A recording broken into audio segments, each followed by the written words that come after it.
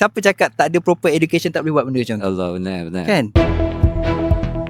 Allahumma shalli ala Muhammad. So dulu kira tugas sebagai masa aku belajar level 2 tu, kira tahap dia okey, macam mana daripada contoh nak buka CC kan. Okey. Contoh daripada komponen PC semua, setup networking, LAN network tu semua. Tu apa yang aku belajar. Lepas tu daripada kabel, macam mana nak pasang kabel dekat dia punya konektor tu kan. Kabel apa semua tu aku dah lama kan belajar, tapi kerja bila tak ada pun kerja kan belajar kan. Buat kabel tu. So kira basic PC semua memang basic semua install buat LAN dengan apa server.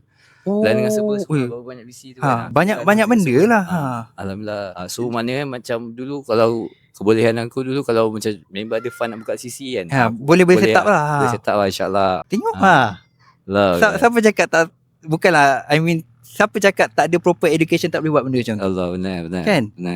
Benar. Semua Allah yang bagi. Yelah, tapi aku sekarang ni sebenarnya main blown sebenarnya. Allah Akbar. Daripada aku banyak soalan yang nak tanya. Allah Akbar. Tiba-tiba macam Allah Akbar.